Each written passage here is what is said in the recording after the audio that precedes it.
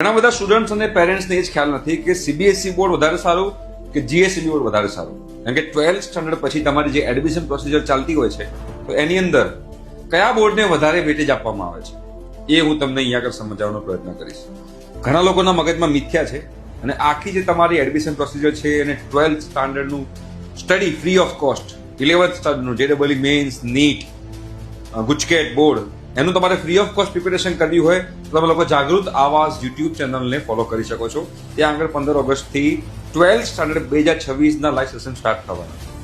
હવે ગુજરાત બોર્ડ સારું કે સીબીએસઈ બોર્ડ સારું? જો બેટા, તમે ગુજરાત બોર્ડથી હો કે તમે સીબીએસઈ બોર્ડથી હો, બધાની કોમન એડમિશન પ્રોસિજર થાય છે.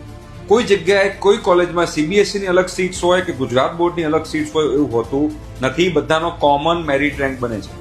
50% તમારા ગુજકેટના જે પર્સન્ટાઇલ આવ્યા હોય એ અને 50% તમારા બોર્ડના જે પર્સન્ટાઇલ આવ્યા હોય એ બેનો સરવાળો થાય છે. પ્રેક્ટિકલના માર્ક્સ કન્સિડર થતા નથી. ઓનલી એન્ડ ઓનલી થિયરીના માર્ક્સ થાય છે કન્સિડર. ગુજરાત બોર્ડની અંદર 300 માંથી તમારા માર્ક્સ થાય છે અને સીબીએસઈમાં 220 માંથી આઉટ ઓફ 220 માર્ક્સ. બરોબર છે. બીજી વસ્તુ, બોર્ડ એક્ઝામમાં જે રિઝલ્ટ આવે છે એ રિઝલ્ટમાં ગુજરાત બોર્ડની જે હોય છે એ ગુજરાત બોર્ડની અંદર પર્સન્ટાઇલ મેન્શન કરેલા હોય છે.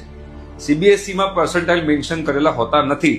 તો એ સરકાર ડિક્લેર કરે છે કે આઉટ ઓફ 220 કેટલા માર્ક્સે કેટલા પર્સન્ટાઇલ થશે અને એના 50% જે છે એ તમારું એડમિશન પ્રોસિજર માટે યુઝ થતું હોય છે.